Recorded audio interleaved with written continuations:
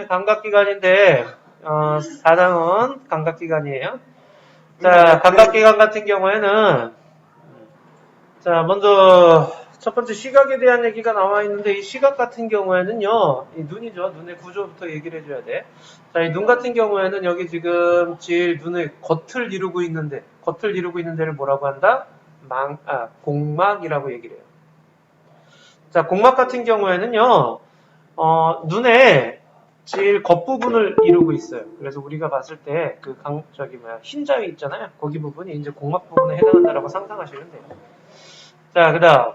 공막 안쪽으로는 누가 있느냐? 맥락막이라고 있어요. 여기 검은색 색소라고 되어 있죠? 이게 암실 역할을 해주는 거야. 암실 역할.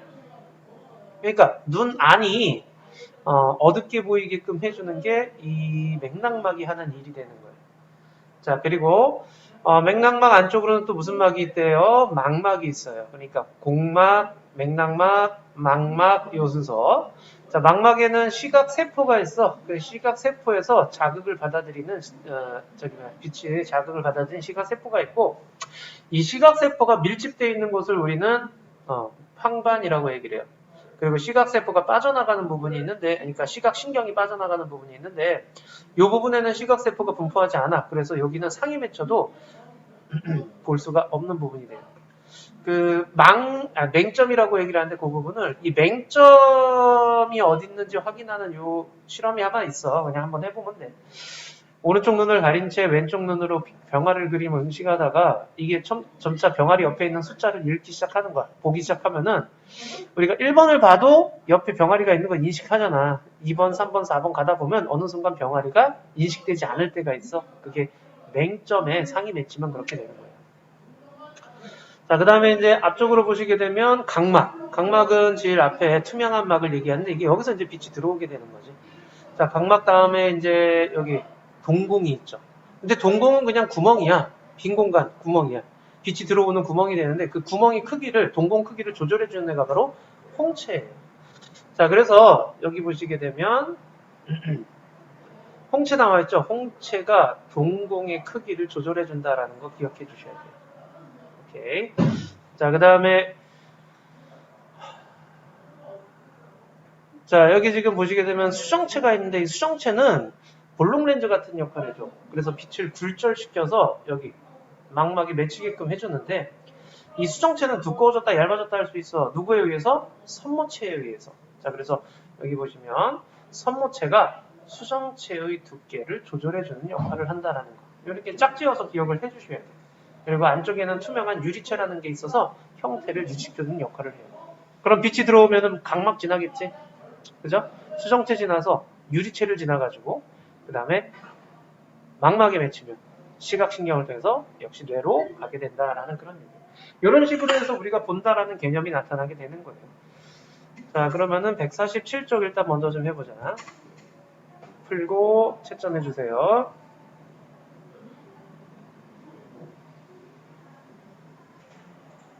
오케이, 다 채점했으면 이번엔 148쪽 가보자. 자, 눈의 조절인데 이거 꼭 별표 쳐주셔야 돼. 굉장히 중요해. 자, 이 눈 같은 경우에는요, 우리가 이제 여기 지금 이게 밝을 때와 어두울 때 눈의 조절 작용, 멀리 있는 걸 볼 때와 가까이 있는 걸 볼 때 눈의 조절 작용인데, 이 밝을 때, 어두울 때 보면은 이 동공이라고 해가지고 여기 좀 서로의 눈을 이렇게 딱 쳐다봐. 또는 거울을 보면은 이 시꺼먼 부분이 있어. 그 시꺼먼 정가운데 거기가 동공이야. 여기 왜 시꺼멓겠어? 저 안쪽으로 이제 누가 존재? 맥락막이 존재해가지고 이렇게 어둡게 보이는 거죠. 저 안은 지금. 이건 눈 안을 보는 거야, 여기 지금. 자, 근데 빛이 여기를 통해서 들어가야 돼, 동공을 통해서. 근데 밝은 곳에 가서면은 빛의 양이 많으니까 빛의 양을 줄여줘야 되겠네. 그래서 동공 크기를 작게 만들어줘야 돼요. 근데 그 동공 크기를 작게 만들어주는 애가 누구야? 바로 홍채거든. 자, 홍채. 수정체 앞쪽을 덮고 있잖아. 그래서 얘가 이렇게 쭉 하고 늘어나는 거야. 늘어나게 되면 동공 크기가 작아지는 거지. 그래서 홍채 확장, 동공 축소. 그럼 빛의 양을 감소시킬 수 있는 거고, 반대로 어두운 곳에 가게 되면 이 동공이 커져야 돼. 그러려면 홍채가 수축해야 된다라는 얘기야. 그래서 홍채 수축해서 동공이 확대되는 거죠. 빛의 양이 증가하게 되는 거야. 그래서 밝을 때와 어두울 때 중요. 얘도 중요. 가까운 것 볼 때야, 먼 것 볼 때. 자, 그러니까 가까운 것 볼 때 우리가 물체를 가까운 곳에 있는 물체는 크게 보이고 먼 곳에 있는 물체는 작게 보이고. 그래서 눈알이 이렇게 있을 때, 자, 가까운 곳에 있는 물체는 크게 보이고 연필이라고 치면 먼 곳에 있는 물체는 작게 보인단 말이야.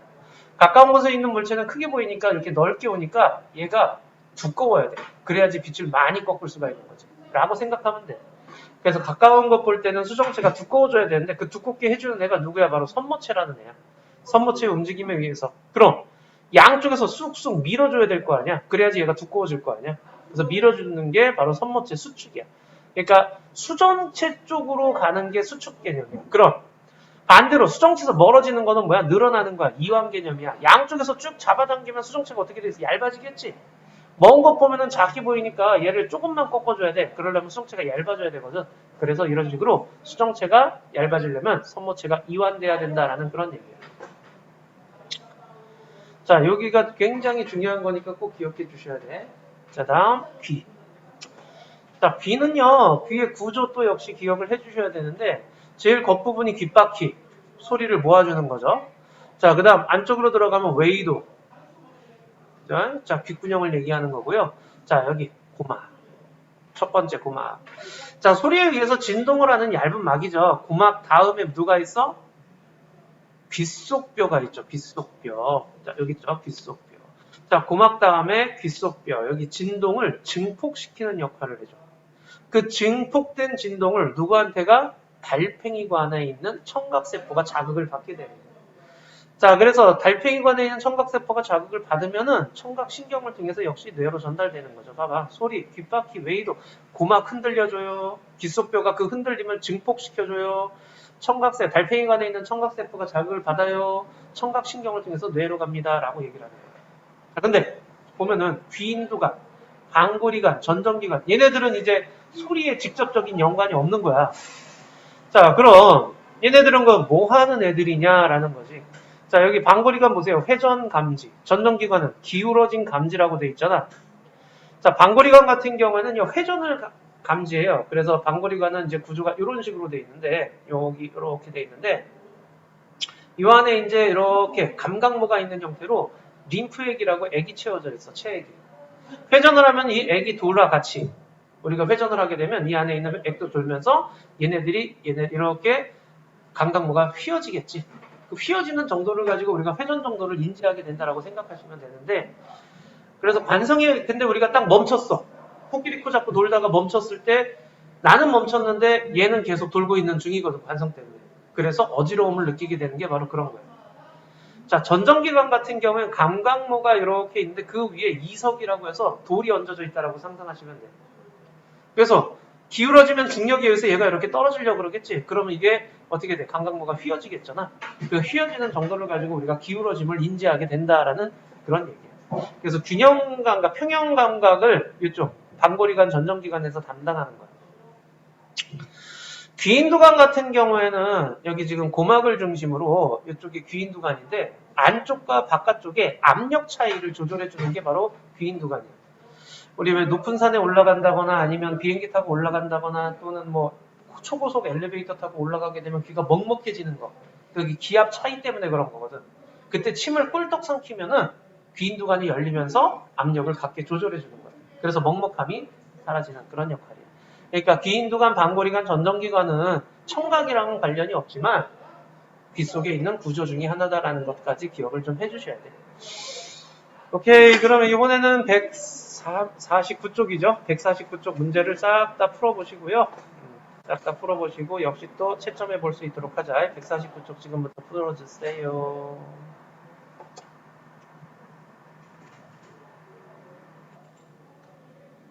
오케이, 149쪽 각자 채점해 보시고요. 각자 채점해 보시고 우리는 150쪽으로 넘어갈게요. 자, 이번에는 코, 혀, 피부. 그러니까 우리가 오감이라고 얘기를 하잖아요. 시각, 청각, 후각, 미각, 촉각에 대한 얘기를 하고 있는 거예요. 자, 먼저 후각인데, 이거 체크해줘. 후각은 이 코 안으로 들어와가지고 저 위쪽에 후각 상피라는 곳이 있어. 거기에 후각세포가 모여 있거든. 그러니까 저 위쪽까지 올라가줘야 돼. 그러려면 얘가 무슨 상태여야 되겠어? 기체 상태. 이렇게 꼭 쳐놔. 기체 상태의 화학물질에다가. 자, 여기까지 올라와서 자극을 받아야 되니까 이 코의 자극원, 후각의 자극원은 기체 상태의 화학물질이에요. 자, 그러면 이제 후각 상피로 오게 되면 거기에 이제 후각 세포가 있고 그 자극을 후각 신경을 통해서 뇌로 전달해 준다라는 얘기야. 어려운 건 없지. 자, 근데 여기 또 밑줄. 매우 민감한 감각, 쉽게 피로에다가. 이게 매우 민감한데 쉽게 피로해지네. 이게 무슨 말이냐면 하나의 자극이 계속 오게 되면 쉽게 피로해지기 때문에 나중에 그 냄새를 잘 못 맡아. 우리가 화장실에서 똥 쌀 때 똥 냄새가 계속 처음엔 나다가도 나중에는 잘 못 맡아. 그러다가 누가 화장실에서 피자를 먹네? 그럼 그 새로운 냄새가 딱 들어왔을 때는 이 후각은 민감하기 때문에 그 새로운 자극에 대해서는 또 자극을 한다라는 얘기예요. 오케이? 이게 쉽게 필요해지기 때문에 다른 냄새 같은 냄새를 계속 못 맡고 민감하기 때문에 다른 자극에 대해서 쉽게 자극을 받는다라는 그런 얘기예요. 자, 이번에 미각인데 미각은 자 보면은 혀 이렇게 보면은 오돌도돌한 부분이 있어. 그걸 유두라고 얘기를 하고 유두 옆쪽으로 이렇게 움푹 들어가 있는 부분 있죠. 자, 움푹 들어가 있는 부분에 뭐가 있냐면 맛봉오리가 있어요. 맛봉오리 안에 맛세포가 있는 거야. 오케이? 자, 그래가지고 여기까지 흘러 들어가줘야 되기 때문에 밑줄 치자. 액체 상태의 화학물질. 자, 맛봉오리까지 흘러 들어가줘야 되기 때문에 액체 상태의 화학물질이 자극원이 되는 거예요. 자, 여기서 체크해야 될 거는 이거예요. 단맛, 짠맛, 신맛, 쓴맛, 감칠맛. 이 5가지 맛. 기본적인 맛인데 뭐 단맛, 짠맛, 신맛, 쓴맛까지는 알 거고 감칠맛은 고기 국물 맛이라고 상상하시면 돼. 멸치 육수, 다시다, 미원, 뭐 이런 그 MSG들. 그게 감칠맛 높이는 거야. 라면 스프 생각하셔도 되겠다. 오케이? 자, 이게 계속적으로 먹고 싶어지는 맛. 그런 거야. 감칠맛이 있어야지 우리가 맛있다라는 느낌으로 가게 되는 거예요. 자, 근데 이 미각 같은 경우에는 후각과 이렇게 종합적으로 맛을 느껴. 여기 옆에 보시면은 포도맛 젤리하고 사과맛 젤리가 있어. 코를 막 그냥 먹으면은 구분하는데 코를 막고 먹으면 단맛과 신맛과 이런 것들만 느껴지지 이게 포도인지 사과인지 잘 인지를 못해. 그 이유가 향을 잘 못 맡기 때문에 그래. 그래서 우리가 맛이라고 하면은 이렇게 종합적으로 얘기를 해줘야 되고 다음 피부 감각인데 자, 피부 감각은 요거 통압촉냉원 요거 순서 기억해 주셔야 돼. 통압촉냉원. 자, 통점은 아픈 거에 대한 자극이고 그 다음에 압점은 눌리는 거. 그 다음 촉점은 만져지는 거, 냉점은 차가워지는 거, 온점은 따뜻해지는 건데 지금 이렇게 감각점이 막 고르게 퍼져 있는 게 아니야. 고르지 않게 퍼져 있는데 감각점들마다의 개수 차이가 있어. 그럼 누가 제일 많다? 그 다음 그렇게 되는 거야. 그래서 통점이 제일 많아. 그래가지고 그 통점이 가장 많이 분포되어 있고요. 그래서 통증에 가장 민감하게 반응을 하게 되는 거 우리가. 자, 그리고요 여기 지금 이쪽이 표피고 그 다음에 이쪽이 진피인데 이 감각점들은 어디 들어있느냐? 진피에 들어있어요. 알겠죠? 자, 그래서 자극이 오면은 피부 감각점에서 감각신경 통해서 뇌로 들어간다라는 거 기억해 주시면 되고요. 요거 하나 더. 매운맛, 떫은맛이 있는데 매운맛은 통점이야. 떫은맛은 압점이고. 이해돼? 그러니까 매운맛은 맛 개념보다는 피부의 아픈 개념이야. 떫은맛은 이렇게 꾹꾹 눌리는 느낌. 압점을 자극받는 거야. 그리고 냉점이나 온점 같은 경우에는 상대적 온도라고 얘기를 했는데 이게 무슨 말이냐면 자, 얘네들을 한 손은 15도, 한 손은 35도에다 놓고 같이 25도로 확 바꿔주면 15에서 25간에는 따뜻하게 느껴지고 35에서 25간에는 차갑게 느껴져요. 그러니까 온도의 변화에 대한 자극을 받아들이는 거지 온도의 절대값을 받아들이는 개념은 아니라는 얘기야. 어려운 건 없지, 그지? 역시 151쪽도 한번 풀어보고 채점해 보도록 하자. 151쪽이 지금부터 풀고 채점해 주세요.